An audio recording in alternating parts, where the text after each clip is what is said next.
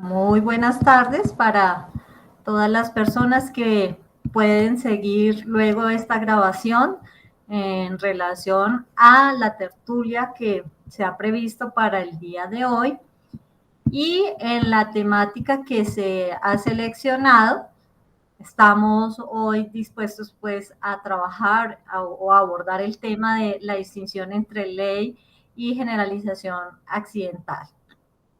Esta es una secuencia del libro de Christian Karman titulado eh, la filosofía de la ciencia en el siglo XXI. Entonces, para el caso particular de hoy, como ya les había hecho mención, vamos a abordar lo específico al tema de ley científica y como un abrebocas al tema.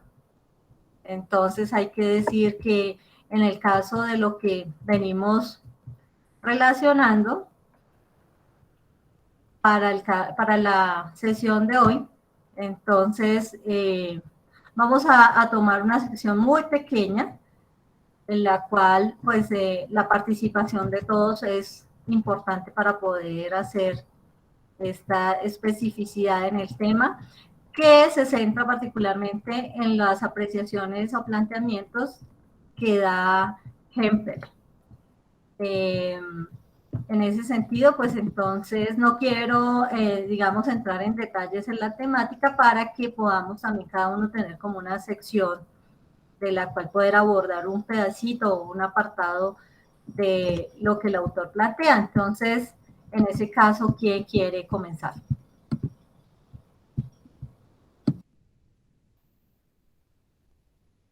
Bienvenida Estela, no la había visto. ¿Alguien quiere tomar la palabra, por ejemplo, antes que Luis Francisco, para, digamos, como para variar la forma como comenzamos? Muy bien, Luis Hernando. Bueno, buenas tardes.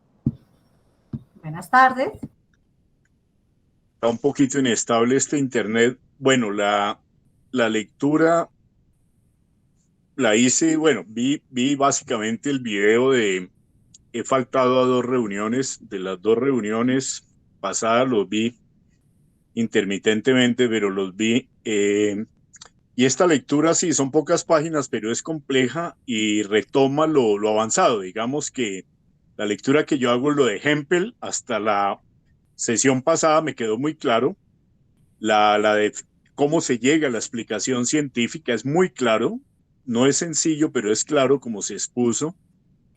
Y obviamente los temas que surgieron, el tema de la determinación frente a lo no determinista, eso me pareció bien relevante, bien interesante. Bueno, la lectura de hoy, esta parte de cómo diferenciar una ley de una generalización casual, me parece que el elemento fundamental dentro de lo que yo leí es la universalidad de la proposición, pero la crítica antes de llegar como a la reafirmación de ese criterio de universalidad, viene una crítica general que ustedes deben conocer detalladamente, que es el logicismo en que los filósofos cayeron para tratar de resolver el problema. Entonces, el logicismo lo entiende como aquella presunción de encontrar diferencias en la estructura, diferencia en la forma y no en los contenidos. Hasta ahí más o menos creo que percibí. Y sencillamente en el desarrollo de la argumentación, este autor que presenta la cuestión dice, no, el primer criterio que uno lee y lo entiende con facilidad es la universalidad. Sin embargo, el otro tema que no está así escrito, pero es el tema de las jerarquías de las leyes. Leyes de menor jerarquía dentro de leyes de mayor jerarquía, que a mi manera de ver no deberían llamarse, no sé si es un problema del lenguaje, derivadas, sino compatibles. Yo las llamaría como filósofo compatibles en términos de que responden a una cierta problemática donde el ejemplo de Kepler está el tema de masa, peso, gravitación, etcétera, ¿no? Eh, Son compatibles, no derivadas porque viene el problema histórico, no se pueden ver así secuencialmente, históricamente, cronológicamente. Yo las llamaría, hago ese paréntesis, no sé si es problema del término de la traducción de los textos, yo no las llamaría derivadas, sino compatibles con. Bueno, pero eso puede no ser importante. Y uno sigue leyendo y encuentra, me convenció el argumento de cuando se llega a Jarré, pues Jarré dice, no, el tema es de poder encontrar un mecanismo científico donde la proposición que se supuso científica y que demostró algo y que se llevó al carácter de ley, pues se encontró un mecanismo verificado, se puede verificar de regularidad del tema. Me pareció muy interesante porque creo que la regularidad, verificar la regularidad, constata el carácter de lo necesario filosóficamente hablando y de la universalidad. Hasta ahí, de pronto me salto en la lectura, pero me parece que hasta ahí, hasta donde se leyó, no sé después con Popper, no sé cómo después hayan seguido resolviendo el problema, pero hasta ahí, en una lectura como la que yo hago, que no soy experto, me parece que es convincente el argumento de Jarré, muy convincente y creo que le da solución porque la solución está no en un tema formal del logicismo, sino en un tema real, de contenido, de encontrar el mecanismo científico que explique qué es ley y qué es generalización indebida o casual. Dejo ahí mi punto de vista. Muchas gracias, Luis Hernando, por esa apertura al tema. No sé si entonces ya, Francisco, quieres hacer una intervención como para ampliar en relación a el comentario de Luis Hernando y luego vamos pasando con los otros colegas. Bueno, el, el problema está expuesto muy bien por Luis Hernando en relación a el trasfondo que tiene la concepción de ley, el carácter de concebir el mundo como legaliforme, porque eso no se discute dentro del texto, pero en una reflexión filosófica que nos obliga, podríamos decir, tenemos un supuesto al ver la explicación de Hempel hecha por Karman, que el mundo de por sí, sin discutirlo, es de carácter legaliforme, es decir, que el mundo funciona legalmente, vía leyes. Pero esto tiene otro trasfondo, un principio filosófico de orden ontológico, y es que el mundo tal cual es, se supone, y escuchen muy bien, se supone es uniforme. Estamos haciendo dos suposiciones allí. El mundo tal cual es, no sabemos cómo es que es, y se afirma es uniforme. Si es uniforme, debe funcionar a partir de sistemas legaliformes. Entendido que una ley es una relación de invariancia que ocurre a través de un mecanismo entre dos variables que no importa las condiciones, siempre se repite el mismo consecuente de un antecedente. Si se dan cuenta, aquí estamos haciendo una gran cantidad de suposiciones.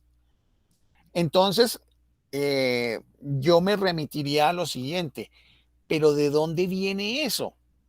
Entonces tenemos que ir al medioevo, incluso podríamos ir más atrás, pero al medioevo nos detenemos con Guillermo de Ockham y Duns Scoto en relación con dos posturas que han seguido influyendo grandemente en la filosofía en general, pero particularmente en la filosofía de la ciencia, que se refieren al realismo filosófico y al nominalismo filosófico.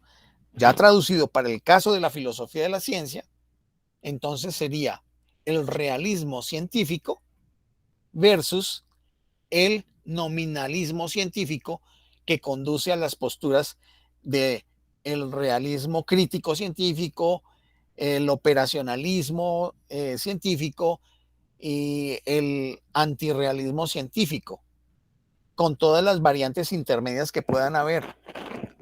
Y entonces cualquiera se puede actualmente preguntar, ¿ese concepto de ley científica es un concepto que sería admisible? Mientras que el realista supone que, en este sentido, las leyes de la naturaleza, solamente de la naturaleza, no vamos a hablar ni de la sociedad, ni del pensamiento, ni de la matemática, nada.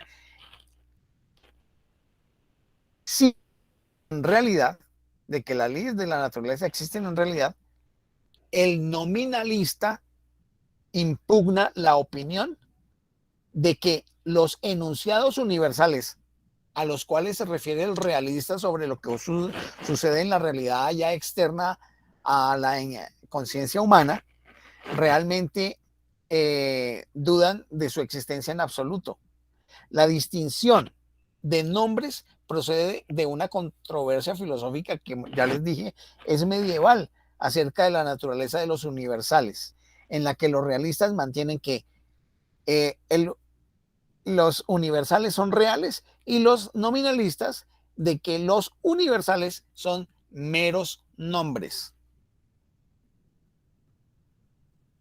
Y meros nombres que son adjudicados habida cuenta de, por un lado, la experiencia humana y la formulación de hipótesis alrededor de la experiencia humana. De tal forma, dicen los nominalistas que si se tiene una experiencia que se repite gran cantidad de veces, hay la tendencia en concebirlo como que las demás veces que vengan van a ser de la misma manera, porque está el supuesto de la uniformidad del mundo. Observen que esta fue una de las críticas que posteriormente hizo David Hume al problema de la inducción para la construcción de enunciados universales.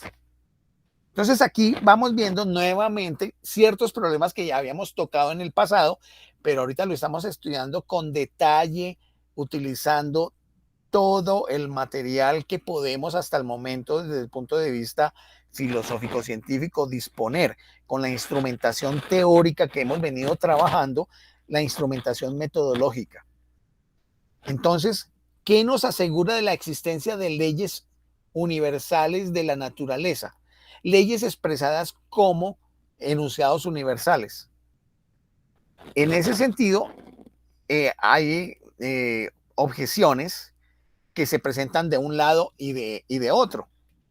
Me voy a permitir hacer algunos ejemplos de leyes que se han considerado existen.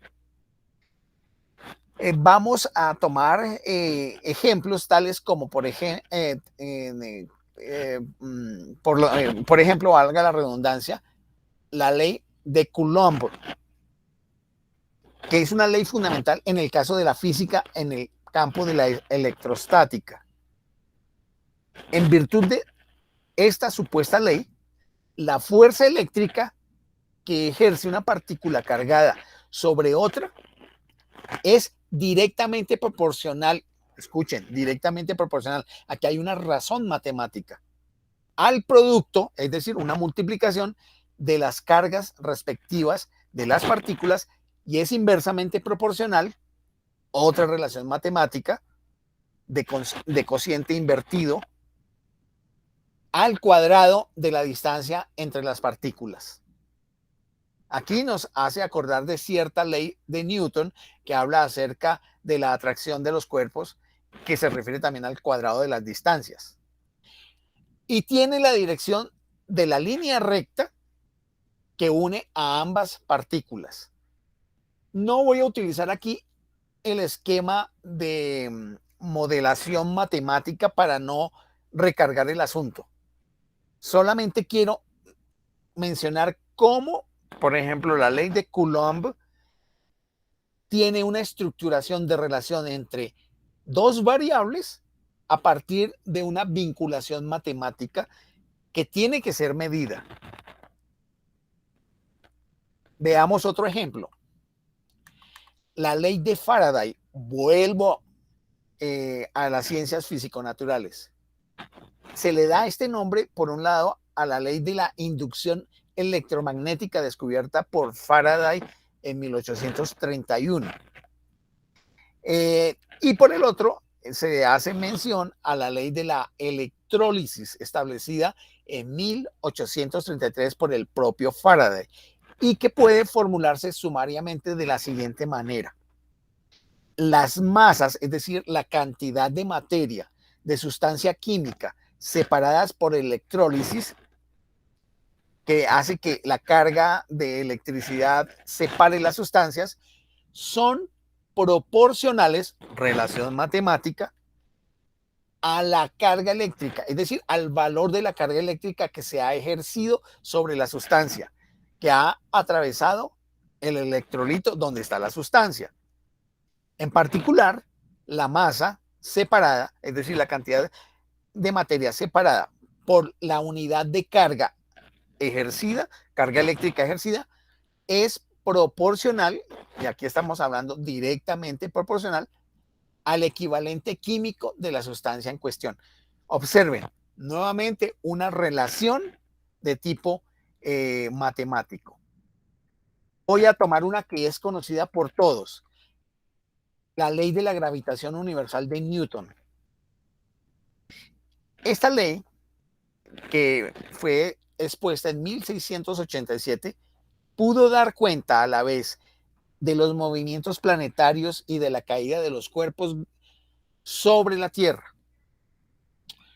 Con arreglo a esta ley, si una partícula de una masa, llamémosla m sub 1, es decir, con una cantidad de materia definida, que llamamos m sub 1, está situada a una distancia que vamos a llamar distancia r, de una partícula de masa m2, cada una de estas masas experimenta una fuerza dirigida hacia la otra y de magnitud proporcional a la cantidad de masa que tiene, que se puede expresar en términos de la masa sub 1 multiplicada por la masa sub 2 dividido por la distancia al cuadrado.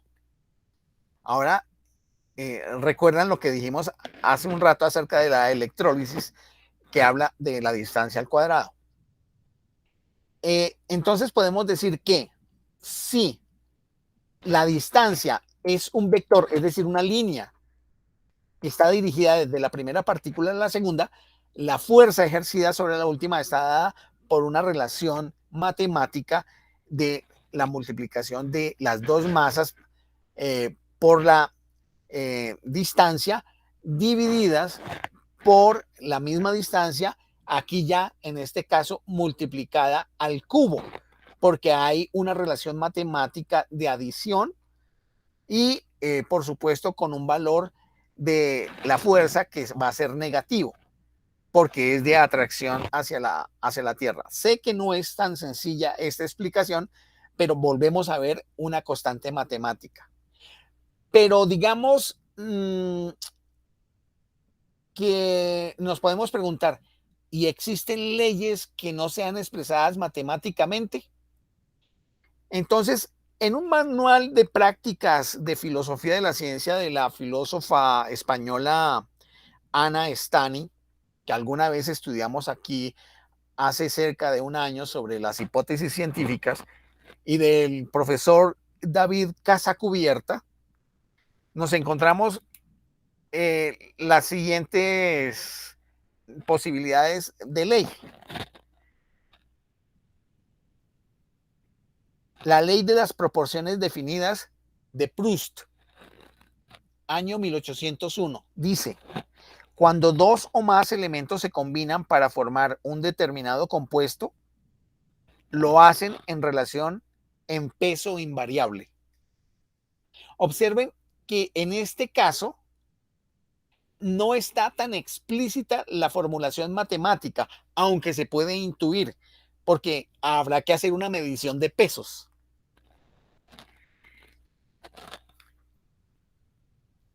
Está otra que vamos a ver, que es para el caso de las ciencias humanas y sociales, que se llama la ley de bronce de la oligarquía de I.R. Michels de 1911. Dice: las grandes organizaciones de masas, especialmente las políticas, aunque también las sindicales, dan ineludiblemente y universalmente origen en su seno a una estructura de poder oligárquico, independientemente de su constitución y de sus programas democráticos. Este enunciado es enunciado que ya no tiene base matemática, pero se formula como si fuese una ley. Es un enunciado universal, el cual podría ser constreñido o discutido a partir de lo que había señalado Hempel en su trabajo sobre ley científica y sobre explicación científica. Pero vayamos a otro campo, porque quiero ilustrar para que podamos tener la mayor cantidad de elementos de juicio para discutir el concepto de ley. La ley de los apéndices de los crustáceos, expresada por Alberts y otros en 1987. Y dice así: la frecuencia, o sea, la repetición en un determinado tiempo con que se mueven los apéndices de los crustáceos es inversamente proporcional a la concentración de oxígeno en el agua. Entonces, hacen una relación entre el movimiento de los apéndices de estos crustáceos con relación a la cantidad de oxígeno que puede haber en el agua, como si el hecho de que haya determinada cantidad de oxígeno en el agua facilita o dificulta la velocidad del movimiento de los crustáceos. Y aquí también hay una relación matemática, pero con un elemento cualitativo que es el movimiento de los apéndices de los crustáceos. Quiero que vayan viendo en los distintos ejemplos de ley que se formulan en ciencia las características que hay y qué grados de universalidad pueden tener estos enunciados. Podemos tener algo como en biología molecular y celular los siguientes: todas las células vivas están compuestas por un restringido conjunto de elementos, 6 de los cuales, carbono, hidrógeno, nitrógeno, oxígeno, fósforo y azufre, constituyen más del 99% de su peso. Y se establece como una ley que dice que estos organismos, las células vivas, están compuestas por esos elementos y que ocupan el 99% de la composición de las mismas. Y se establece como ley. Claro, pensamos, bueno, algunas leyes pueden ser enunciados hipotético-deductivos. Eso es algo que allí. Es decir, no invento cualquiera, ¿no? Por supuesto, un enunciado diseñado para explicar ciertos fenómenos y de ser deducido de manera hipotético-deductiva, o los enunciados universales son resultados de múltiples experiencias que dan la idea para generalizar. Tenemos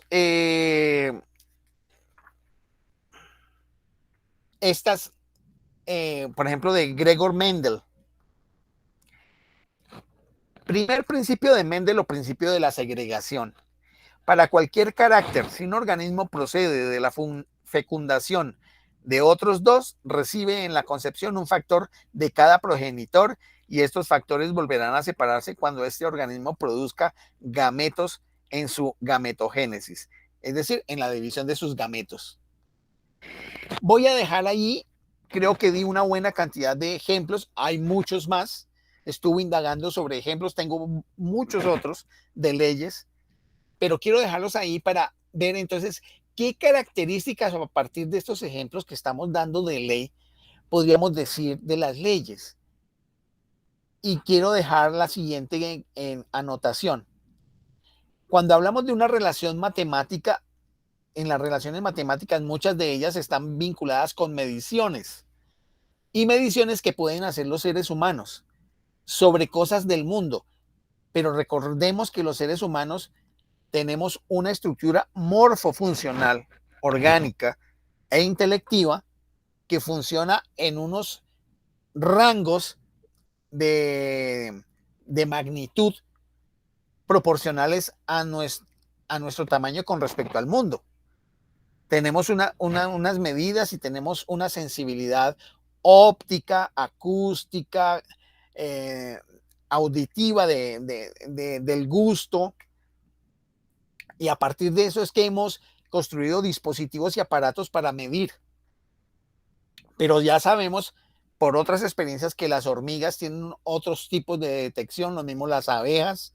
Sabemos que los tiburones tienen un olfato que es inmensamente más poderoso que el humano. Sabemos que ciertas especies animales ven de una manera distinta a como nosotros vemos. Entonces, lo que nosotros estamos construyendo como supuestas leyes de la naturaleza o leyes del mundo están realmente vinculadas a tal cual el mundo supuestamente es, o lo hacemos en función de nuestra estructura morfofuncional y nuestra capacidad intelectiva que opera con ese sistema morfofuncional de los sentidos que poseemos. Lo dejo ahí para entonces dejar en cuestionamiento qué podemos entender por ley, cómo se construye, y realmente podemos decir que el universo está compuesto por leyes y que si esas leyes son independientes de la conciencia de los seres humanos o si son nombres, como dicen los nominalistas, a partir de la experiencia que tenemos con el mundo que nos rodea. Paro ahí. Muy bien, vale, vale. Y es muy interesante la discusión que estás planteando. Entonces, no sé si, bueno, como para ir animando la cosa y que otros colegas vayan interviniendo, me gustaría, con base en eso que estás comentando o que estás proponiendo, vayamos a la fuente que tenemos, al autor, que en este caso está tomando, digamos, para que esto también nos vaya generando como elementos. Entonces, en el caso de lo que recupera Christian Carman, dice que en las leyes, hay leyes fundamentales. Ahí encuentro un elemento que también va abriendo otro criterio de, digamos, como para la charla y la discusión, como si estuviéramos haciendo clasificaciones de leyes. O sea, que hay unas leyes que son fundamentales y en ese caso podríamos decir que algunas son entonces de carácter accidental, tomando el lenguaje que aquí nos propone Christian Carman con respecto a lo que da ejemplo. Entonces diríamos en ese sentido que esas leyes que son fundamentales lo que permiten es establecer generalizaciones puras. Otra vez, otro criterio complejo o difícil, porque nos lleva a las condiciones de tipo metafísico. ¿Qué podríamos decir que es fundamental? ¿Qué podríamos decir que es puro? ¿Sí? Pero no las leyes derivadas. Entonces quiere decir, según en esta versión, que hay unas leyes que son fundamentales y que a la vez son puras, pero que otras que son de tipo derivadas y que en ese sentido, esas que son derivadas, lo que van a darnos unos criterios de más bien como de criterio accidental, es decir, de contingencia, yo lo llamaría así. Es decir, aquí yo lo que entonces empiezo a ver con lo que tú estás preguntando y con lo que nos pones nos invitas a dialogar es quién determina qué es lo que es ley y que a la vez es puro y que a la vez entonces hay unas que no son puras y que no son generalizaciones. Eso por un lado. Por el otro, si lo tomamos en el sentido de los nominalistas, como lo estás proponiendo, entonces los nominalistas también nos invitan a un criterio de realismo, de asumir que si el mundo lo podemos categorizar, porque eso es lo que hacen, crear categorías y dar nombres. Entonces, esas categorías y esos nombres nos llevarían a decir que hay unas leyes puras, universales, que se aplicarían para todos los casos y que hay unas leyes que de alguna manera son de orden causal o de contingencia accidental. Y eso pondría también a la condición de las ciencias en el sentido muy, muy genérico, tomando los ejemplos que has dado, que en cada disciplina, en cada campo, habría la opción de establecer unas leyes generales que aplica para todos los casos y habrían unas leyes de tipo accidental o muy específicas y con ello entonces como en la historia de la ciudad de la ciencia podríamos establecer criterios con los cuales hacer esa distinción, que sería el ejercicio que haría un nominalista dinámico, un nominalista en términos generales, quien busca establecer siempre unas clasificaciones y unos nombres. Y pues ahí lo planteo. Sí, pero solamente yo tendría una objeción con lo que dijiste, porque es que hablaste de las leyes sobre asuntos contingenciales o contingentes, perdón, pero eso serían las afirmaciones universales, sí, afirmaciones generalizables que no son estrictamente ley. El problema es que no se puede hacer una distinción formal, ya lo dijo Luis Hernando, una distinción formal desde el punto de vista logicista entre los enunciados de ley científica y los enunciados universales, porque no hay una tipología formal, lógicamente hablando, que las pueda distinguir, que lo único que podría hacerse es desde el punto de vista de contenido, pero el otro problema es que hay algunas que por contenido son enunciados que no son universales en sí mismos, que está como las leyes de Kepler. Entonces, que hay que subsumirlas a unas en esa jerarquía que tú señalas, Astrid. Entonces, yo lo que veo es que todo enunciado universal que surge de enunciados contrafácticos, recordemos, un enunciado contrafáctico es de algo que pudiera suceder pero que no ha ocurrido, es una hipótesis de enunciado. Ahí podemos hacer generalizaciones, pero esas generalizaciones no podrían ser consideradas como leyes. O sea que lo que observo es que hay una gran dificultad en la teoría de la ciencia para poder caracterizar realmente qué es ley científica. Y yo les había dicho sesiones anteriores que este concepto de ley científica está bastante devaluado, habida cuenta que muchos hallazgos en muchas otras áreas científicas y la discusión permanente entre las visiones constructivistas de empirismo constructivo, como el de Ronald Gere, o con los estudios lógico-semánticos en la perspectiva de Van Fraassen, están mostrando que hay mucho convencionalismo en el establecimiento de las llamadas leyes. Entonces, en ese sentido, yo veo que el concepto de ley, como tradicionalmente se intentó hacer en la visión heredada de la filosofía de la ciencia, un poco dentro del positivismo lógico y otro poco dentro del empirismo lógico, están en una situación de crisis, y es preferible entender que estos enunciados donde se relaciona un antecedente con un consecuente, ya no de manera determinística, porque encontramos la sesión pasada, dijimos que lo determinístico, es decir, lo causal, no se da, que se da lo probabilístico, que eso sí es medible y que con ello se respeta y se identifica que cada fenómeno que ocurre también tiene una independencia y una identidad propia, y que por lo tanto el universo no es uniforme determinísticamente, sino que es de tendencia, como muy bien lo dijo Popper al final de su vida. Entonces, en ese sentido, quería llamar la atención que de pronto es un ejercicio no muy rentable hacer la distinción entre la llamada ley científica y los enunciados universales que corresponden a generalizaciones, simplemente.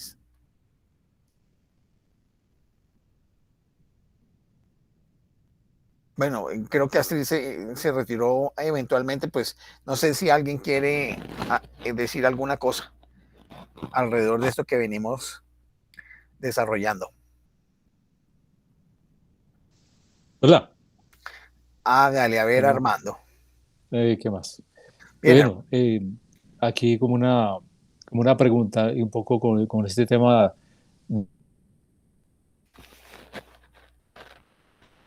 sí, por favor. digamos, de la metafísica.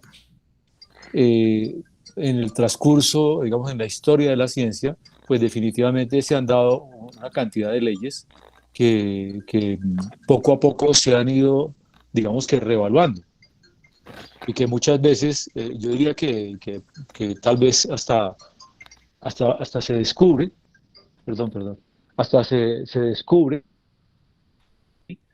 y resulta que esa definición no es un... Se te está perdiendo la conexión. Se, se, se, ¿Aló? ¿Aló? ¿Aló? sí, es discontinuo el sonido, Armando.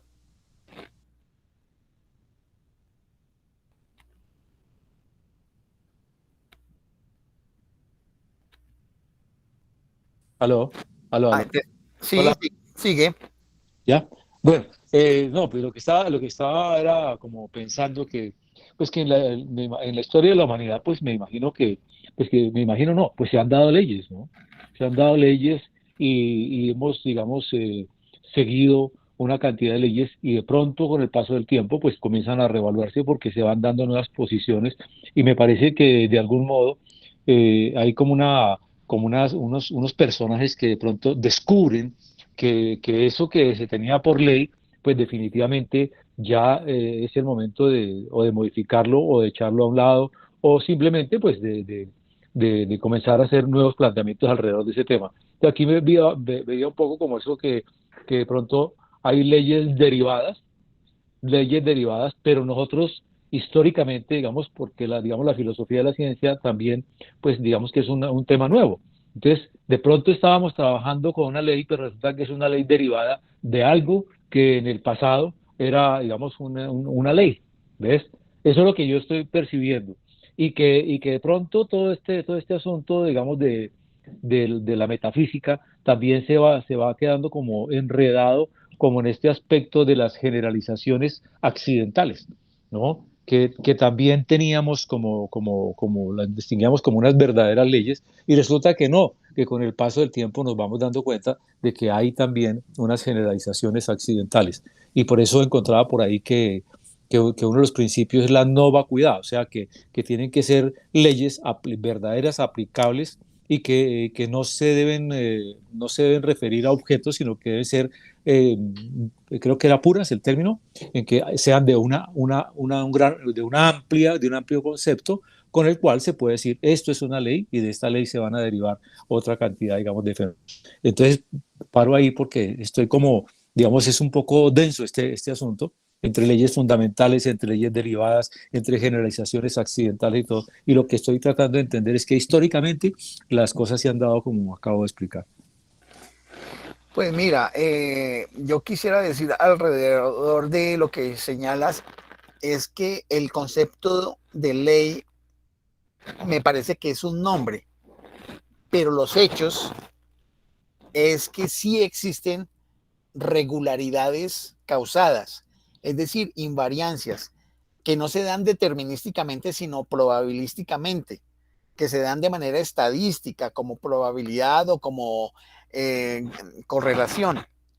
En el caso de la generalización accidental, se expresa una regularidad que es apenas casual, que no se repite, que no se pudiera establecer tampoco estadísticamente. Entonces, en ese sentido, la diferencia, que ya aquí es de contenido, diría que la ley es una expresión de una regularidad causada entre un evento antecedente y un evento consecuente, o entre una variable que es antecedente y otra variable que es consecuente, o entre un fenómeno que es antecedente y otro fenómeno que es consecuente. Eso sí nos mantenemos dentro de la ortodoxia que admite la existencia de leyes científicas. Pero otros dirían, no, dejemos de hablar de ley y hablamos que el mundo tiene ciertas regularidades que pueden ser medibles, pero ya no las llamemos ley. Hablemos de las regularidades que podemos encontrar en determinada cantidad de fenómenos. Esto para evitar todo el problema ontológico por un lado y epistémico por el otro en relación con el carácter legaliforme del mundo. Porque si es que decimos que es una ley, es algo que no tiene ningún quebrantamiento. Entonces no podemos tener una ley que tiene una vigencia de 2 o 5 o 7 siglos y que después ya no es ley. No, hay un fenómeno que expresa una regularidad y tiene una explicación, que posteriormente puede modificarse o precisarse la explicación, perfecto. Y con eso evitamos todo ese problema de las rupturas por esos enunciados de tipo general que son de carácter absolutista y determinístico. Yo diría un criterio suficiente, pero no necesario de encontrar, es el mecanismo que genera la regularidad. Ese mecanismo que genera la regularidad y que hace que algo sea propensivo, es decir, que estadísticamente se dé en un alto número, que antes lo llamábamos ley, pues ese va a ser el elemento que distingue aquello que es invariante, dejando de llamarlo ley. Es como la premisa que yo estoy defendiendo en este momento y que evitaría pues todo ese lío de saber qué es ley y qué no es ley, o qué es una afirmación de generalización accidental. Eso quería pues señalar.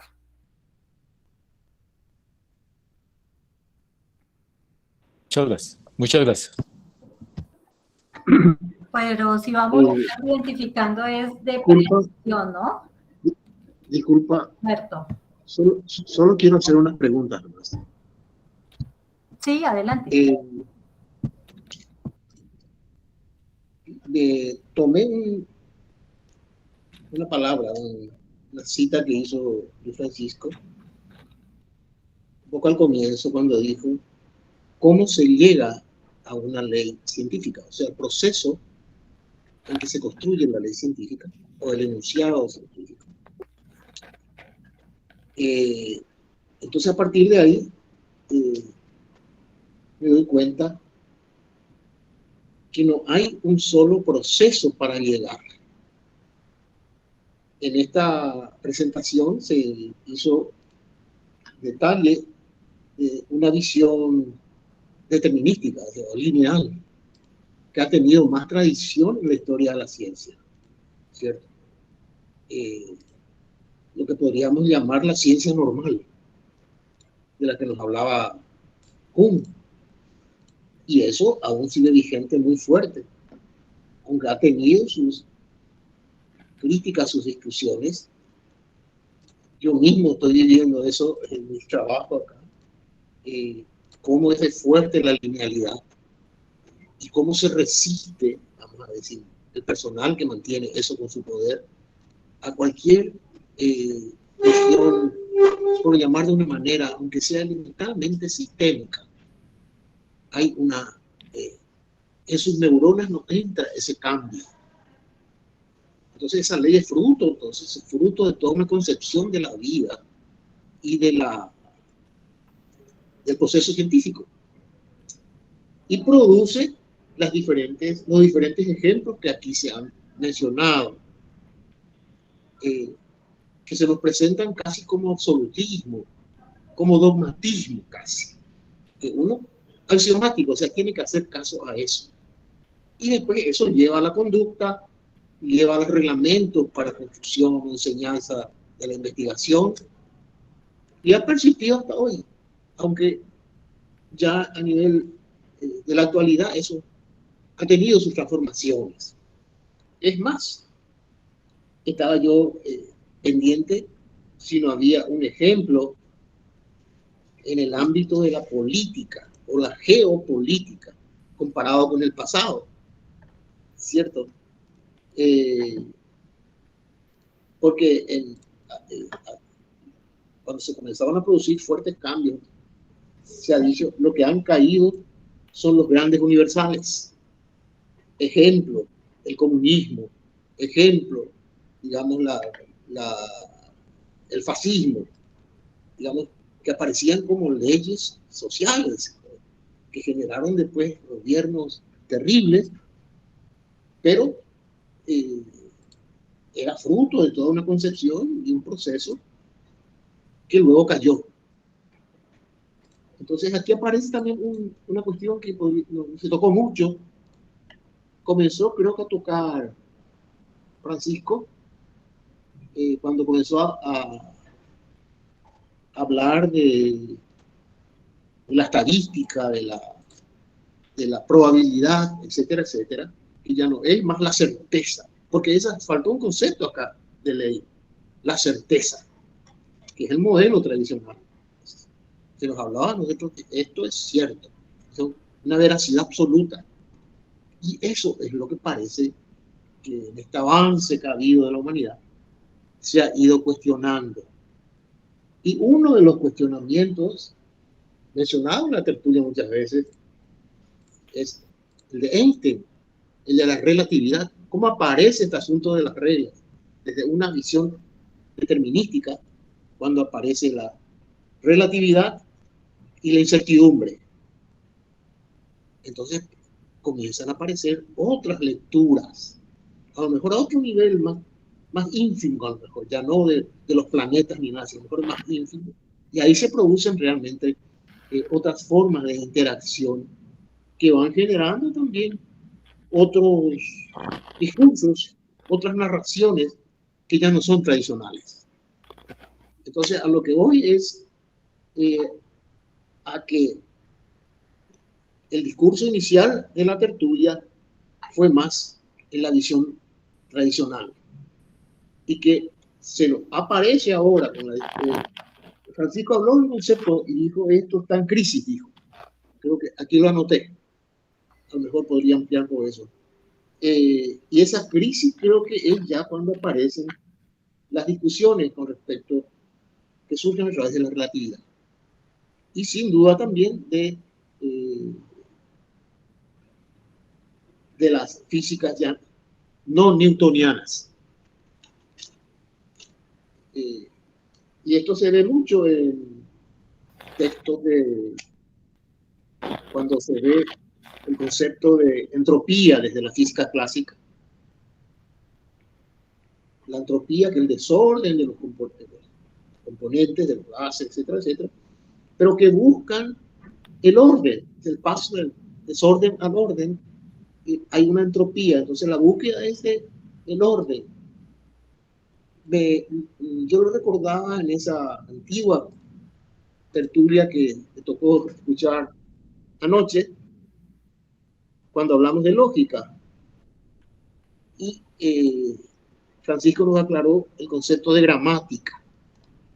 La gramática es el orden del discurso, pero ya de una lengua muerta. Latín, griego y muchas otras. Pero el habla constantemente dinámica, transformándose, mezclándose, atravesando con otras experiencias, es la vida. Entonces, me acordé de eso y creo que es válido también aquí.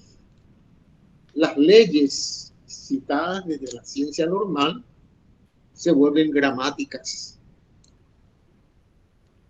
del sistema cerrado, como se dijo también aquella vez, que son la muerte.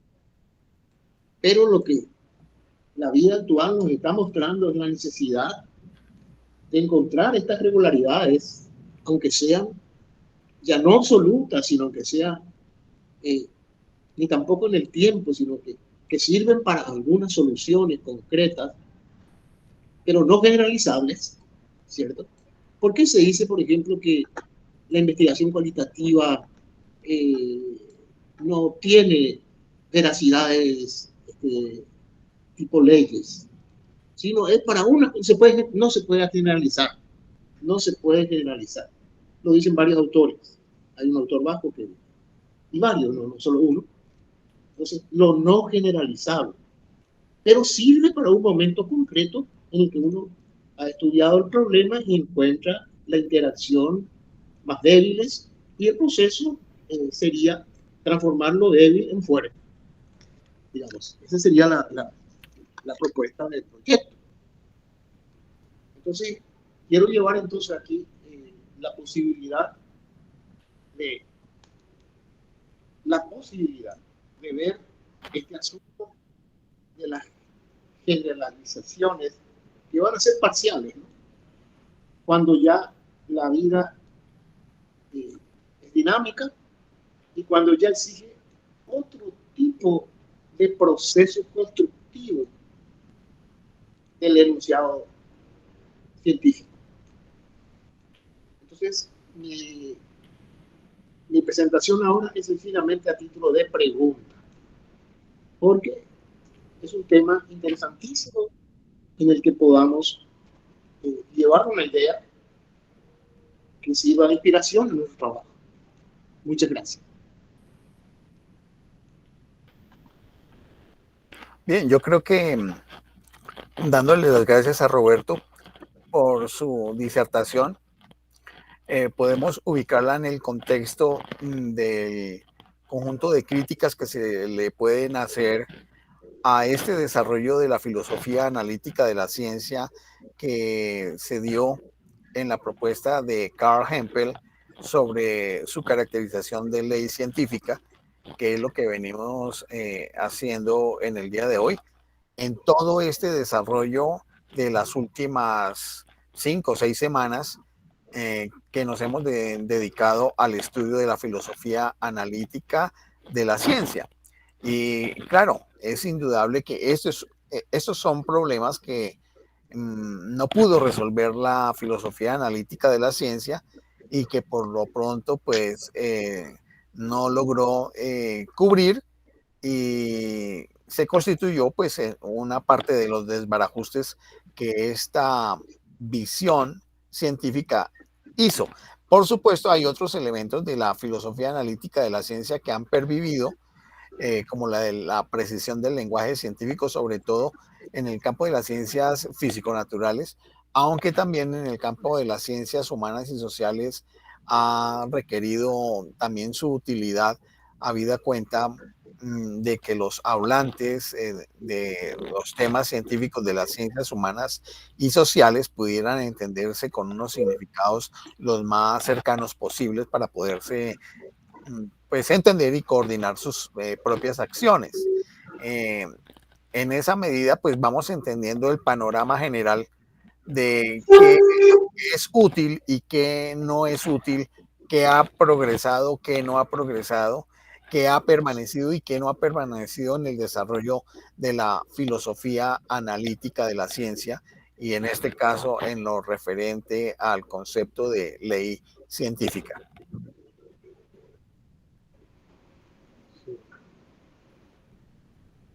Muchísimas gracias.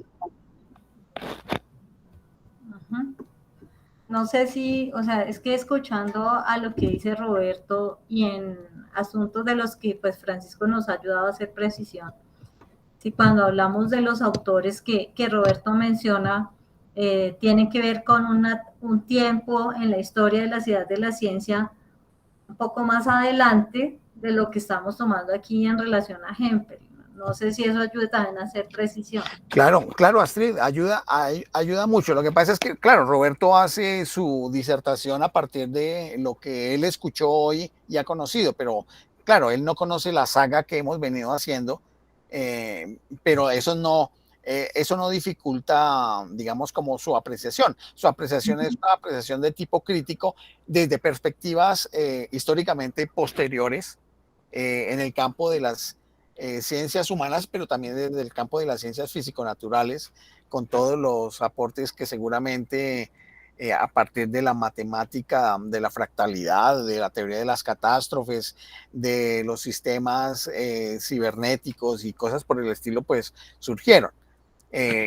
Claro que esto fue una, llamémoslo así, una explosión de visiones epistémicas y ontológicas diferentes a partir de los años 60 y 70.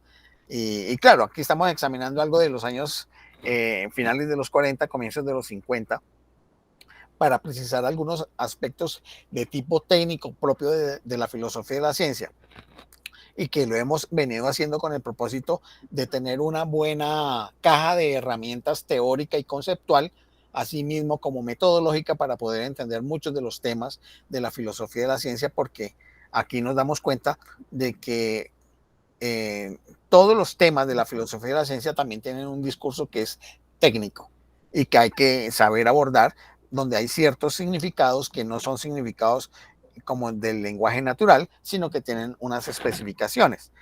Entonces, en ese sentido, pues es entendible también que la disertación de Roberto tuviera que ver con eso que tú señalas, Astrid.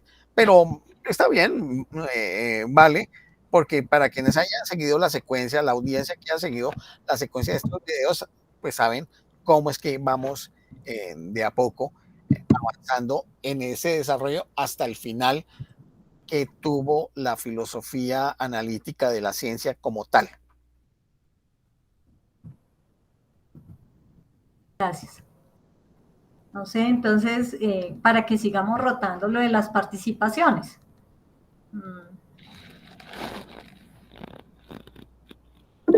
Sí, Luis Fernando.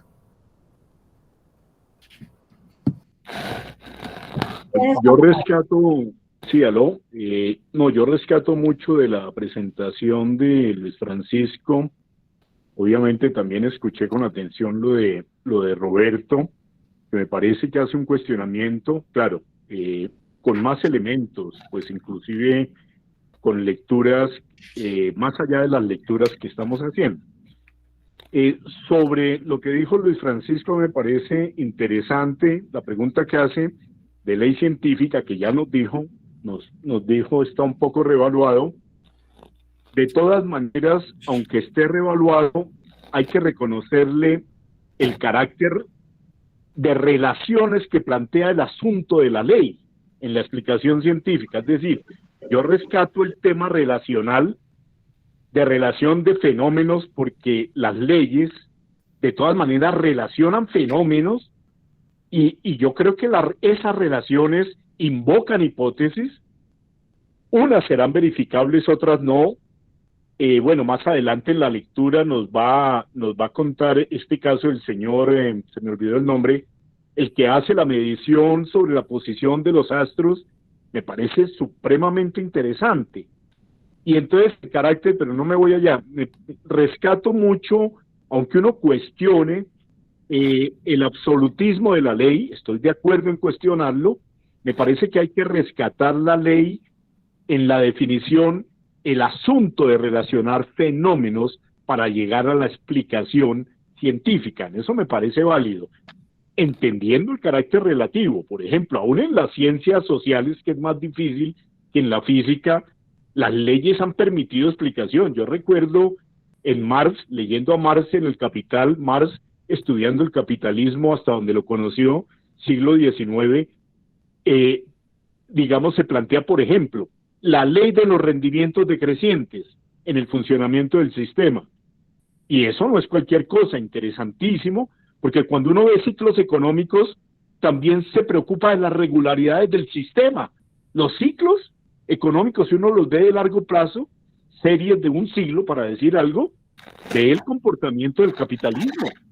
Entonces, ahí la ley, con todo y su relativismo, me parece interesante porque relaciona, y yo lo llamo, ahorita se me olvidó en la intervención que hice, me pareció muy sugestivo al leer, relacionarlo con el término patrones, descubrir patrones en las ciencias sociales o físicas. Me parece que un poco le hace honor a ese término de ley científica. Es decir, lo veo, rescato eso con todo el cuestionamiento al absolutismo, que estoy de acuerdo, y al positivismo y a toda esta cosa, Claro, que es una crítica sobre todo ideológica y política, que también hay que relativizarla, pero en el campo estricto de la ciencia me parece rescatable el tema de la búsqueda de las regularidades o de los patrones.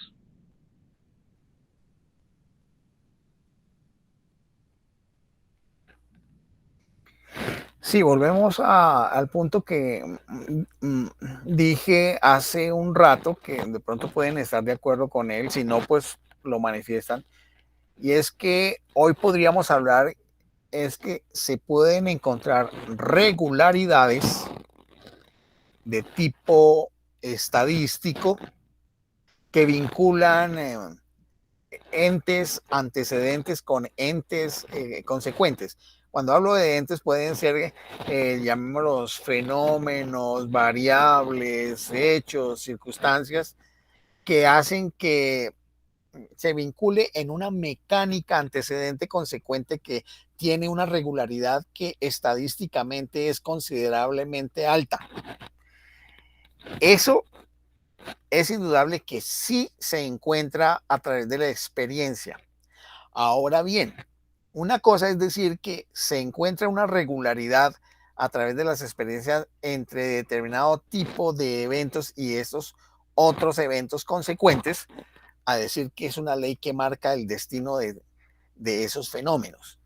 Porque cuando hablamos de esta segunda manera, estamos recurriendo nuevamente a los enunciados universales determinísticos. Y ese es uno de los problemas que tiene la ley científica, que tiene ese carácter determinístico.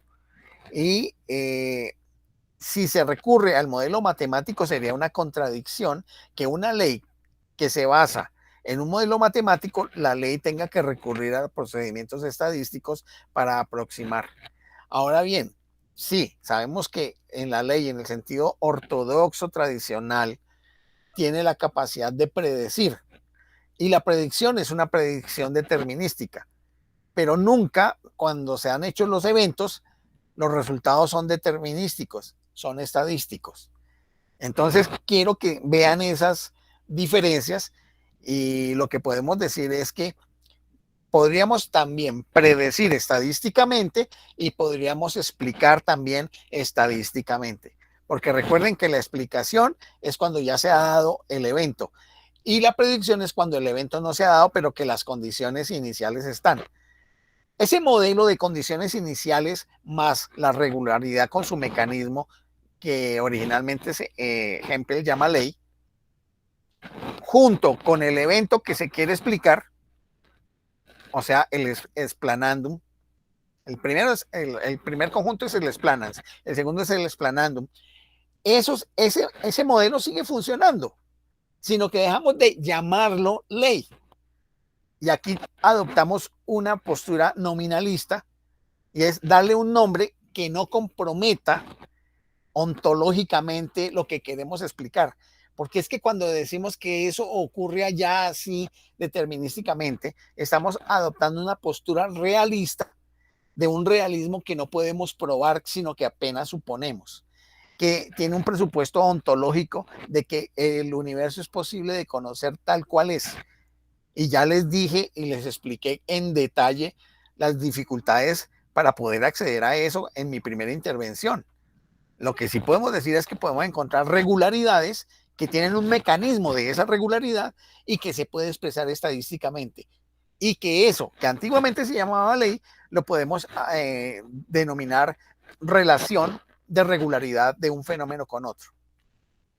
Yo sé que de pronto por economía del lenguaje van a decir, pero al final de cuentas eso es como una ley científica. Ese es uno de los problemas que tenemos. Entonces, al hacer economía del lenguaje y del pensamiento, recurrimos a ciertas denominaciones que después nos llevan a esos problemas. Y me hace acordar aquí de Wittgenstein, en el sentido de que hay ciertos asuntos en filosofía que simplemente son enredos del lenguaje. Tratando de ser precisos en el lenguaje sería lo que estoy diciendo. Mecanismos de regularidad que estadísticamente dan resultados relevantes por su inmensa cantidad. Y eso sería lo que antiguamente le llamábamos ley. ¿Por qué? Porque vamos a reconocer que cada hecho o cada fenómeno que acontece bajo un esquema de antecedentes con un mecanismo de regularidad no son idénticos entre sí esos fenómenos, pero que tienen un comportamiento semejante y que se puede expresar matemáticamente a través de ese mecanismo de relación. Y esa sería una manera distinta de explicar eso, y ahí estaría yo totalmente de acuerdo con lo que dice Luis Hernando. Estela. Será bueno que la audiencia te escuche, Estelita. Bueno, parece que es solo un pequeño comentario. Claro, Estela está refiriéndose a que las palabras por el uso, y ahí recurre seguramente a Wittgenstein en su segunda parte, las palabras se contagian, y en los juegos del lenguaje, donde la significación se da a través del uso, pues entonces quedan así, y es explicable y entendible por qué. Uh-huh.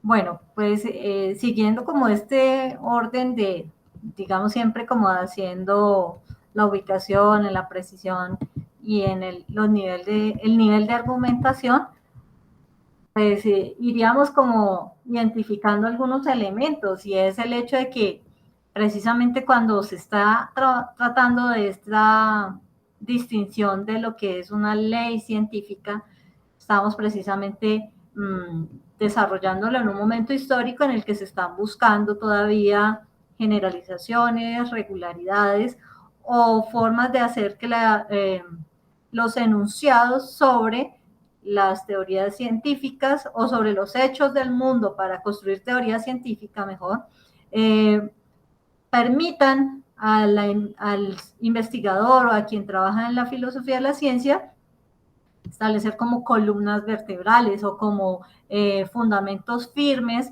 sobre los cuales poder decir también que nos ponemos de acuerdo, utilizando también los elementos que Estela nos trata de rescatar aquí con los temas del lenguaje y de la precisión como tal.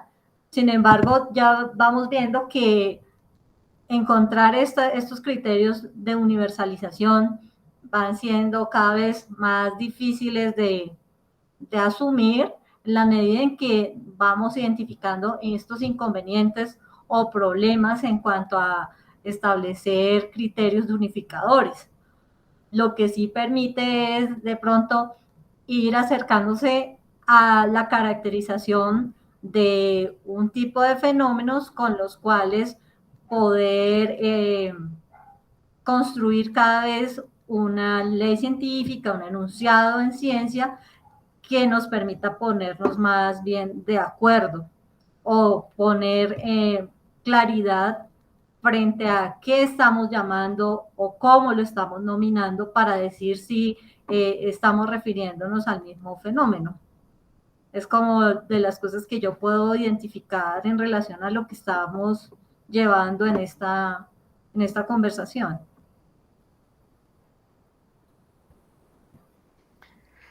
Yo veo que pues todo esto que estamos dialogando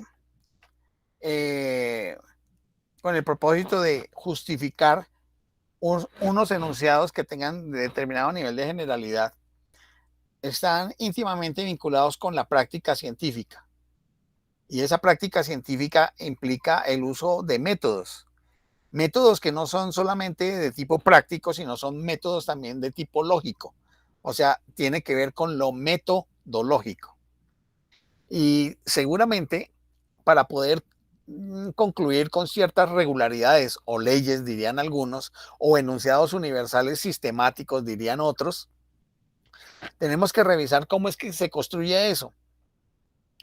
Ahora lo estamos haciendo en la minucia. Hace unos meses lo miramos como unos aspectos generales, tanto desde la perspectiva de la lógica como desde la perspectiva del positivismo lógico y el racionalismo crítico. Pero en ese momento lo estamos haciendo con detalle.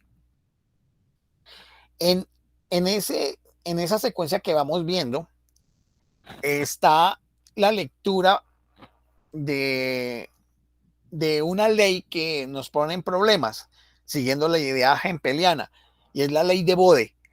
Yo les voy a invitar a que cada uno haga su lectura particular de la ley de Bode para mirar ese caso de la astronomía, pero que pasemos a un problema relevante en la filosofía de la ciencia, y es cómo se puede sustentar o fundamentar la construcción de un enunciado universal sobre un hecho que se investiga desde el punto de vista de lo que sostiene la experiencia científica a través de la inducción.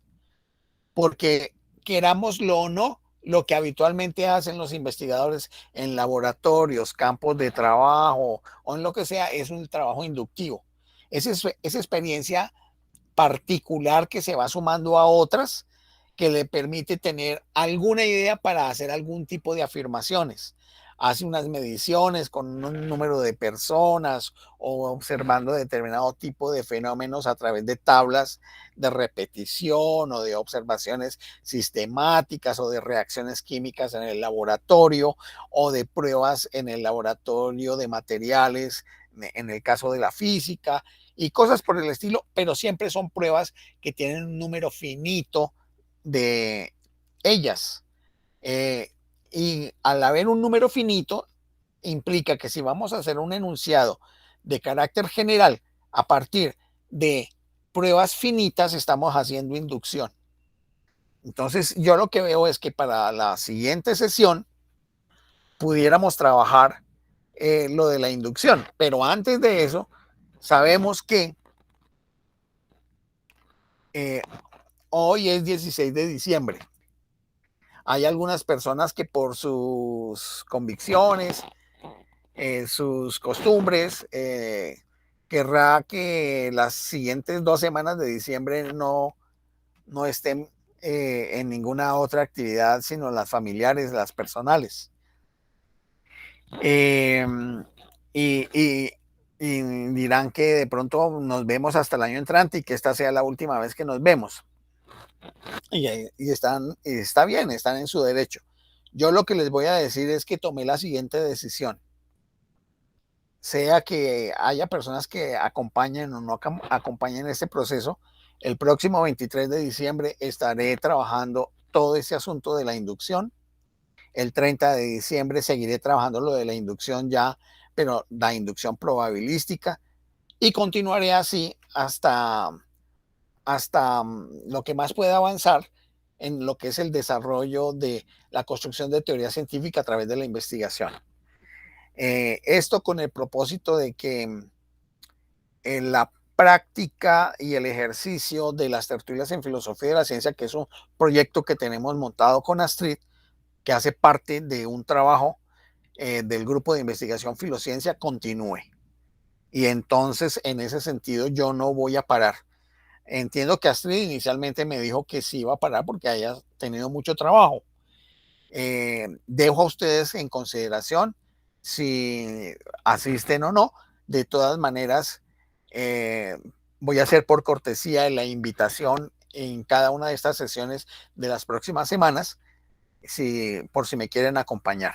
Y en ese caso les diría que es lo que se invitaría a estudiar. De resto sería entonces una especie de disertación de mi parte que quedaría grabada como un video para las tertulias de filosofía de la ciencia. Perdónenme este excurso y le devuelvo la palabra a Astrid para que ella continúe con la coordinación. Gracias, Francisco. Pues en realidad lo que ha sido muy útil en esta saga o este seguimiento que hemos ido haciendo y que aún todavía no finalizamos lo que correspondería a la filosofía de la ciencia del siglo XX en la perspectiva que nos va mostrando este autor, pues invito a que si quieren cada uno de los que estamos presentes hacer como una intervención o un elemento nuevo o algo más que quieran agregar al respecto sobre la temática que hemos seleccionado hoy.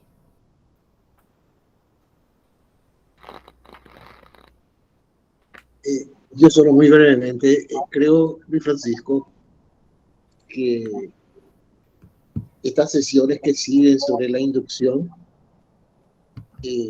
aunque está llevada a un nivel filosófico, es algo muy frecuente, muy actual.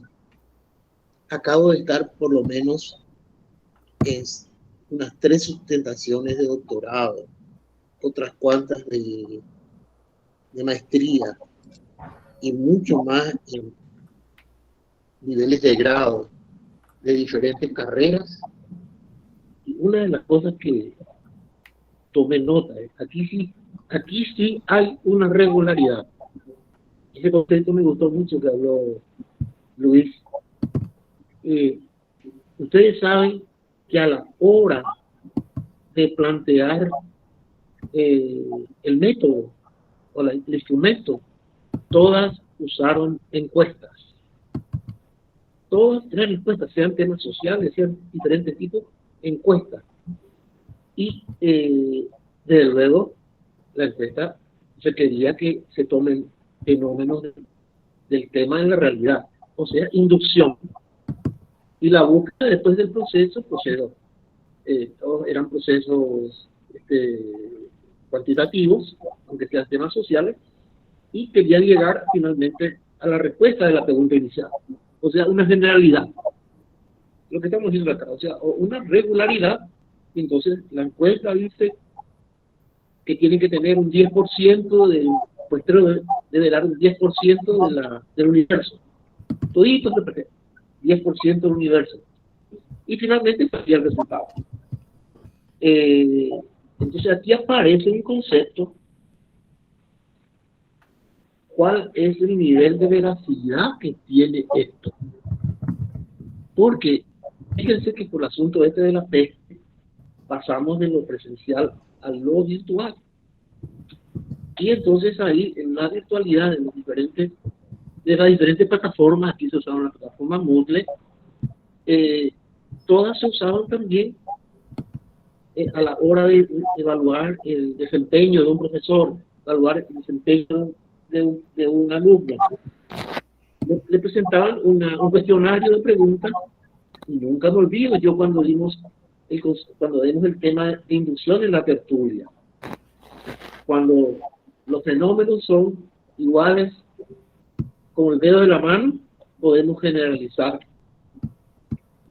como de esos fenómenos el resultado es la mano. Pero cuando todos esos fenómenos difieren, la generalización ya es más difícil. O sea, la veracidad baja, ¿cierto? Y sin embargo, todo instrumental para evaluar a profesores, notas, usaban eso. Entonces, el nivel de veracidad de eso es mínimo. Y sin embargo, estaban tomando decisiones sobre esa base, sobre ese soporte, vamos a decir. Entonces, de ahí que este es uno de los temas más ignorados, que va a volver a tratar Francisco, y es una necesidad que se divulgue realmente para poder, por lo menos, debatir. En mi caso, ya he comenzado hace rato, de que esta no es la única manera de construir conocimientos científicos, o por lo menos conocimientos válidos, ni siquiera científicos. Esto. Hola, Juliet, buenas tardes.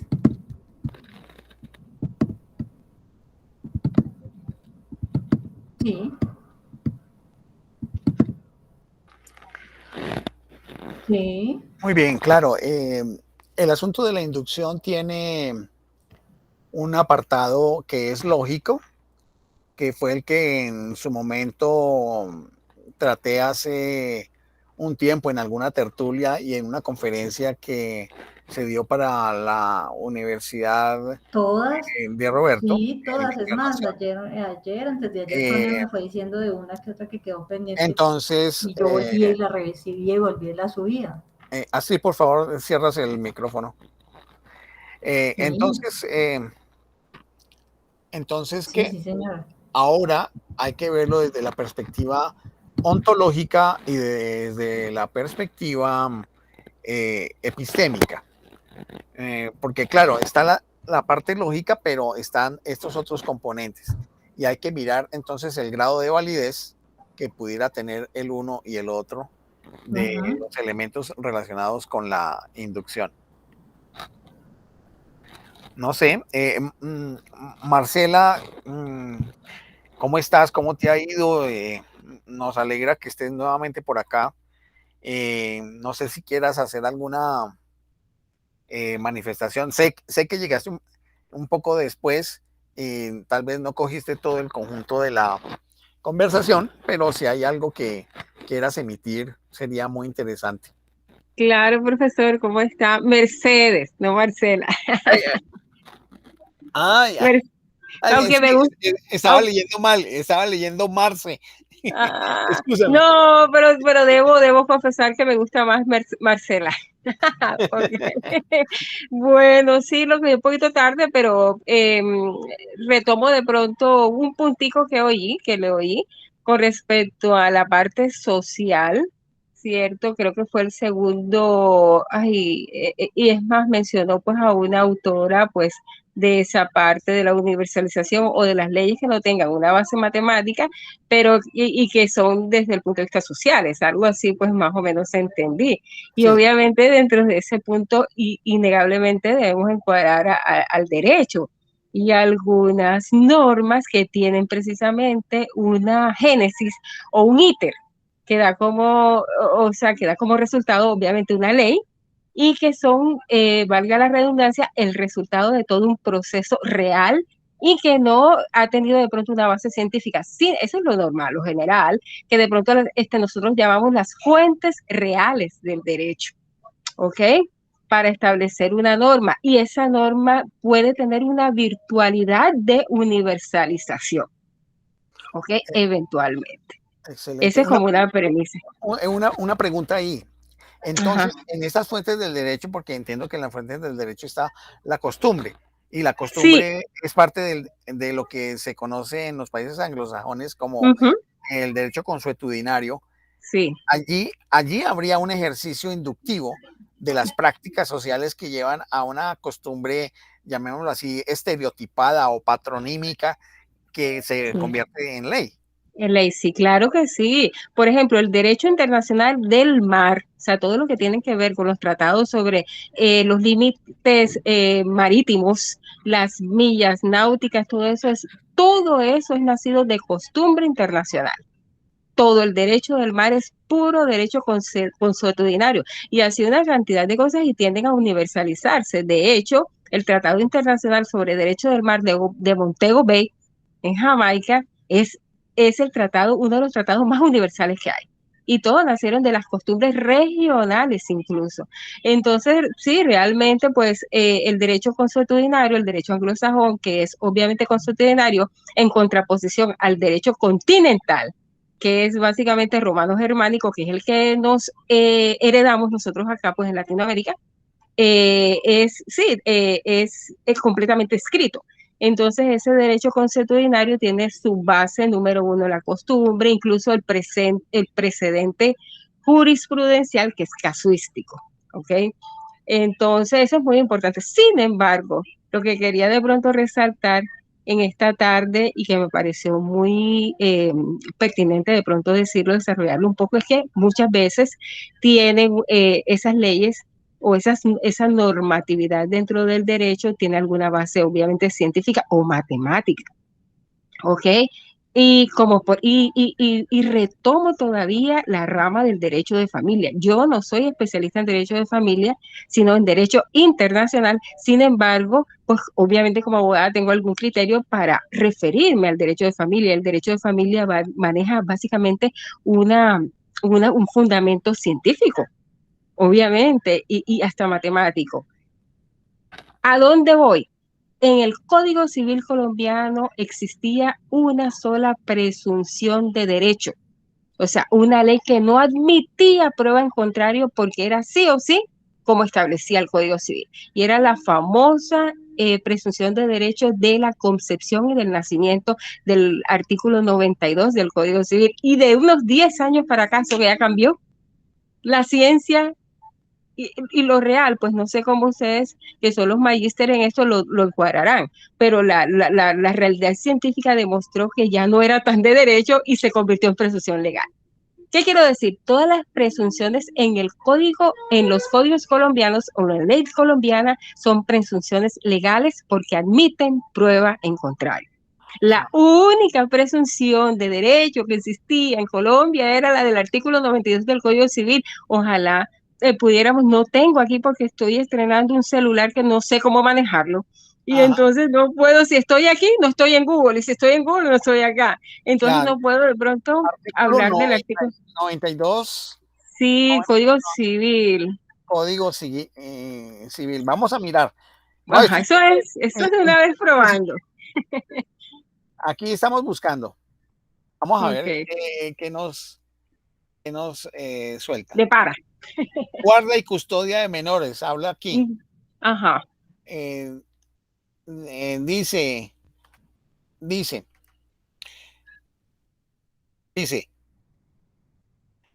tras las crisis matrimoniales, los deberes de los padres respecto a sus hijos perduran. El artículo 92 Código Civil regula precisamente este extremo, dedicándose a cuestiones tan relevantes como la patria potestad y el régimen de guarda y custodia.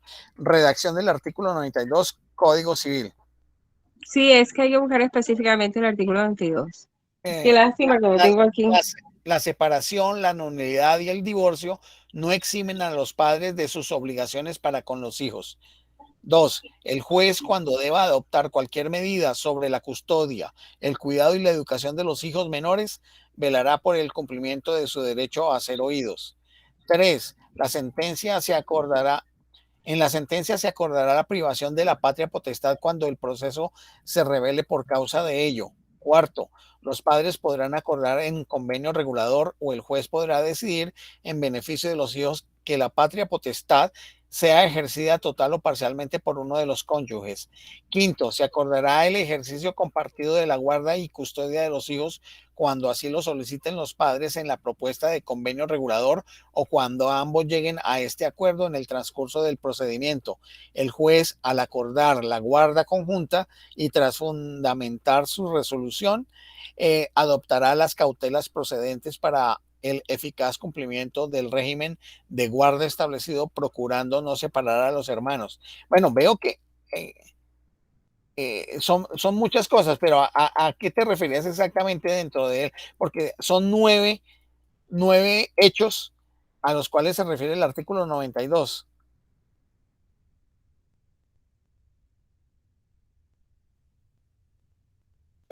Se fue Marcela. Seguramente está buscando. Sí, se fue. ¿Quién sabe a qué se referiría? Pero bueno, pero es entendible. Mercedes. Mercedes, perdón. Pues bien. Volvió. Ya. Sí, pero se cerró otra vez. Pero hay una cosa interesante de lo que ella decía ahí, y es que era el único artículo donde era sí o sí el reconocimiento de un derecho. Aquí estoy. Bueno, por favor, entonces... es que yo creo, profesor, que usted estaba leyendo el Código Civil español. Y pues creo, de pronto en Google le jugó la española, de pronto, porque el Código Civil colombiano, el artículo 92 es muy cortico y habla precisamente de eso, y me gustaría que usted lo leyera porque es incluso una poesía. Entonces, artículo 92, Código Civil colombiano. Código Civil colombiano. Presunción de derecho. Ajá, esa. Ya. Presunción de derecho sobre la concepción. Ajá. De la época del nacimiento se colige la de la concepción según la regla siguiente. Eso parece una ley. Ajá. Una ley en sentido de filosofía de la ciencia. Sí, por eso lo traigo a colación. Se presume de derecho que la concepción ha precedido al nacimiento no menos que 180 días cabales y no más que 300 contados hacia atrás, desde la medianoche en que principie el día del nacimiento. Yo creo que sí es una ley, científicamente hablando, tal como Hempel lo plantea. Y eso era impajaritable, no había prueba no En se contrario. probar en contrario. ¿Y por qué no se podía probar en contrario, Mercedes? Porque hasta ese momento, pues eso era lo que determinaba la ciencia para poder entonces, de lo contrario, determinar que no era el hijo de la persona a quien estaban imputándoselo dentro de un juicio de paternidad. Bueno, claro, pero como aparecen las pruebas del ADN. Exactamente, ya desde unos 10 a 15 años para acá, ya es más, yo me gradué de Derecho en el año 2001, más o menos. Y cuando yo inicié Derecho era presunción de derecho y cuando terminé Derecho era presunción legal. Entonces cambió en ese periodo Claro. de tiempo. Ya admite prueba en contrario, entonces, además de lo de la prueba hetero, o sea, en esa época estábamos bajo el paradigma de la prueba heterobiológica, ahora es la prueba de ADN, porque la de ADN para juicios de paternidad tampoco es que tenga mucho tiempo, no es muy vieja, ¿ok? Para determinación de la paternidad, 1. Y 2, se determinó de que el periodo de tiempo de un bebé, o sea, que un bebé puede nacer incluso antes. Y sin embargo, pues, es hijo de la persona que se le está demandando como padre. Ya, correcto. Correcto. Claro, mire, ahí se da ese esquema legaliforme. Pero claro, aquí este esquema legaliforme tenía una base, sí, empírica, y a partir de esa base empírica, por la costumbre, básicamente por la costumbre, se establecía la norma. Claro, entendible, interesante. Y claro, esto significa que también los cambios en la investigación en otras áreas de la ciencia pueden cambiar, por ejemplo, un aspecto legaliforme en el campo de las normas del derecho. Total. Ahí se da cuenta. Pero sí es cierto lo que decía Roberto y lo que decía Luis Hernando, que en el campo de las ciencias humanas y sociales, los aspectos legaliformes son más difíciles de establecer,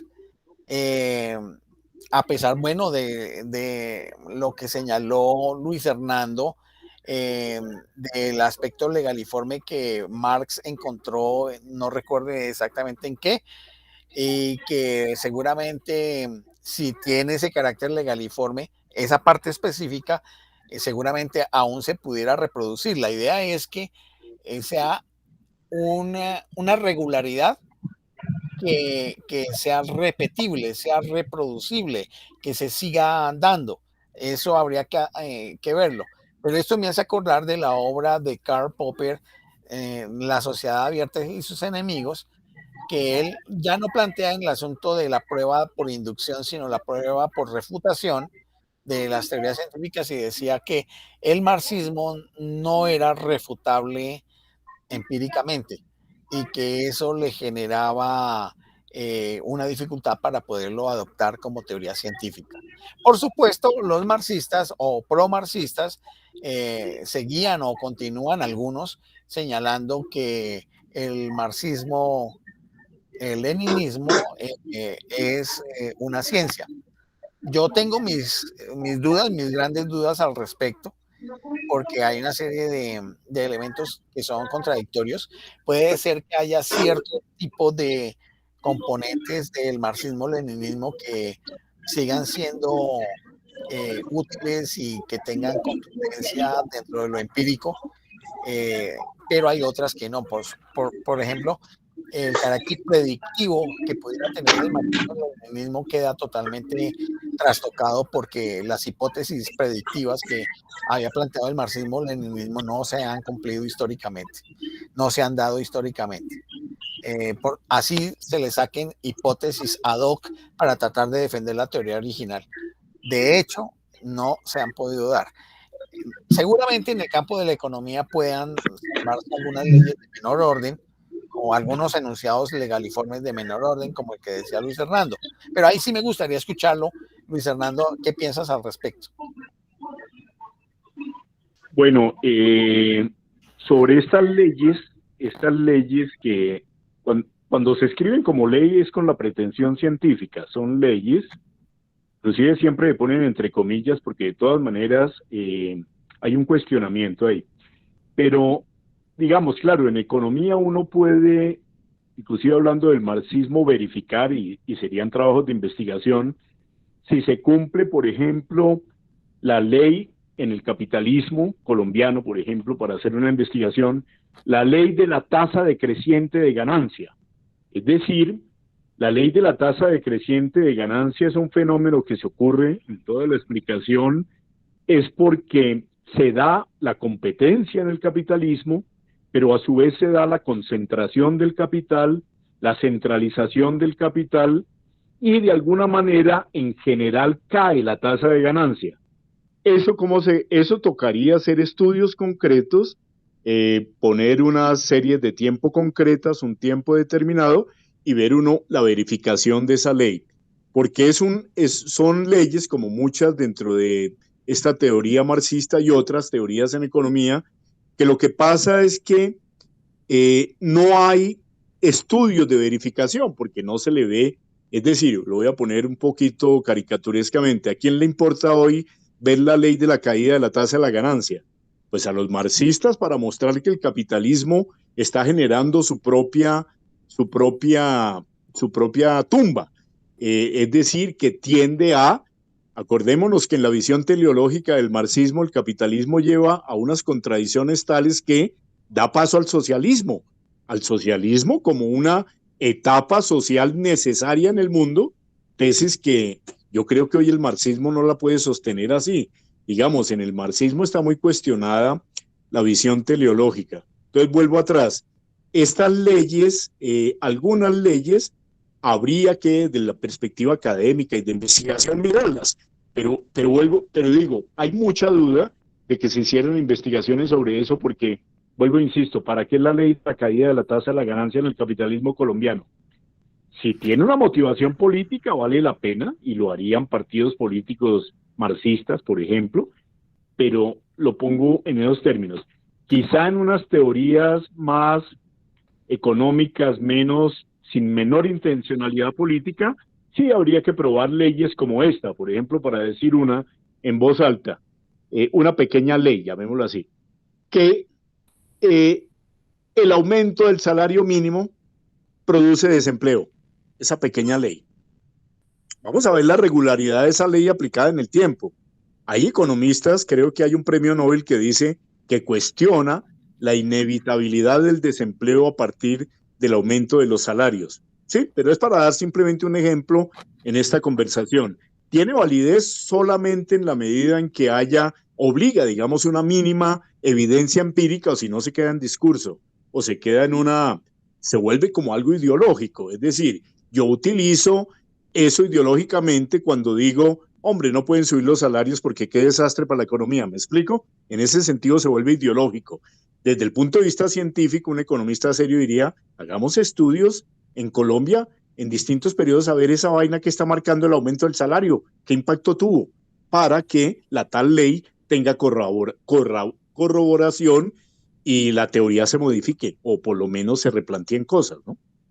Sí, aquí estoy pensando en lo siguiente, es que si se aplica el principio de ceteris paribus, que implica que todo lo demás no cambia y solamente cambia lo que estamos investigando, pues probablemente obtendríamos unos datos, pero sabemos bien en el campo de la dinámica de la economía que esto es un megasistema supremamente complejo, denso, donde hay una serie de interacciones, algunas o muchas desconocidas.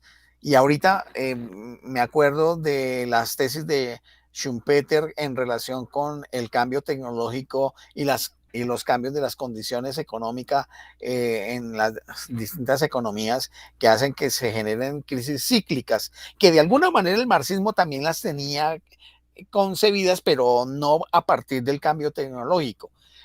creo que eso, por ejemplo, también modificaría todo el asunto de las tasas de ganancia y, y también la capacidad de generar desempleo en determinados sitios donde se dé eso. Pero hoy, con un mundo globalizado, pues el fenómeno es inmensamente complejo porque es todo el mundo, donde las interacciones de un lado tocan con las interacciones de otro lado del mundo, lo cual hace que, por ejemplo, ese tipo de explicaciones del siglo XIX que había hecho Marx en El Capital entren en conflicto, a pesar de que él ya consideraba algunas cosas de tipo internacional. Pero ya en este nivel de mundialización que tenemos y de globalización también que tenemos, se hace muy complejo poder establecer esas estructuras legaliformes que pudieran haber en economía. Yo veo muy difícil en el campo de las ciencias humanas y sociales poder tener evidencias empíricas del funcionamiento de leyes. Eso lo veo muy complicado. Además, porque no puedo negar que tengo una gran desconfianza del concepto de ley por ya la postura ontológica que estoy manejando, y es que realmente el concepto de ley es una nominación que se da a ciertas experiencias que la comunidad científica tiene, y que es preferible hablar de regularidades estadísticas entre fenómenos, ¿no? Pensaba eso.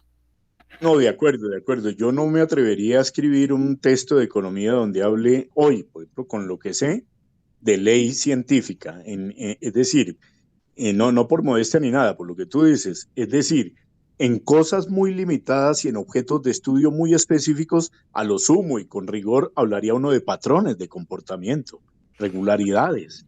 Y eso advierto como estudios de caso, que es más difícil la generalización. Correcto.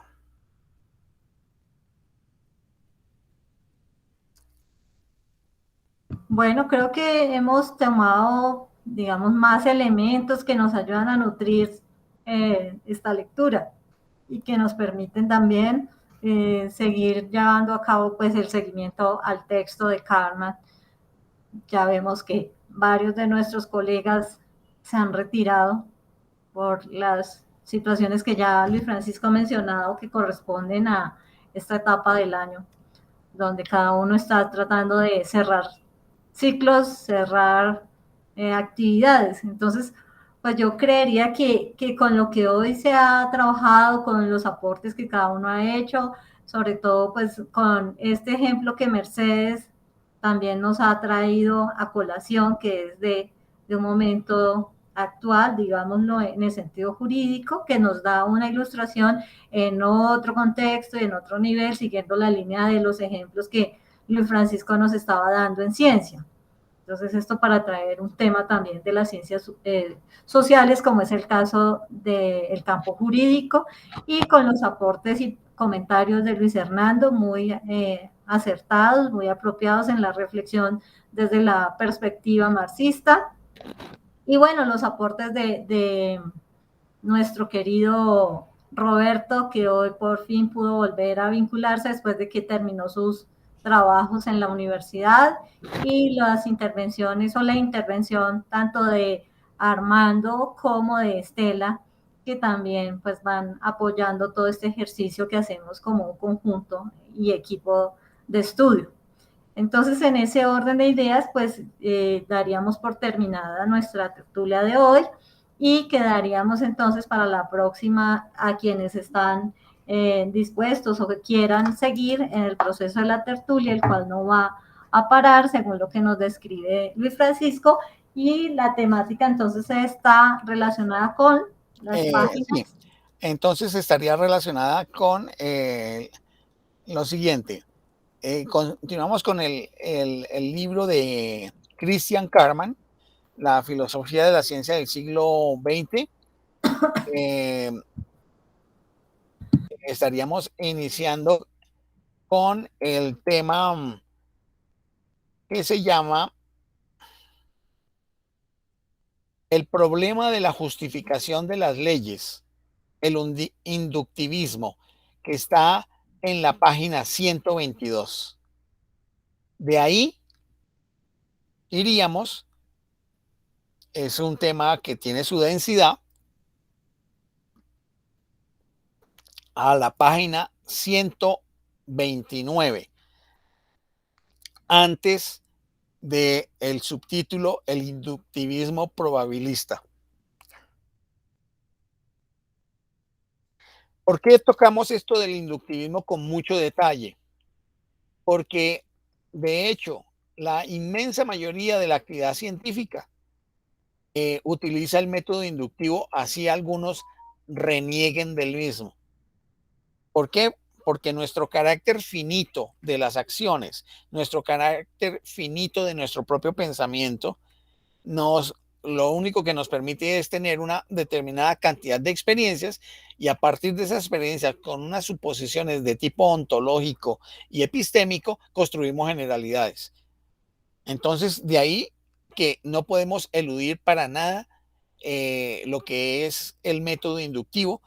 Ya no lo vamos a tomar estrictamente desde el punto de vista de la lógica, como le he tocado varias veces, sino desde el punto de vista de la epistemología dentro de la filosofía de la ciencia, que implica pues también todo el asunto metodológico que corresponde, porque el método inductivo también obliga a pensar qué es lo que vamos a observar, cómo organizamos la observación o la medición, el experimento, las condiciones materiales, objetivas y empíricas, el asunto de los artefactos.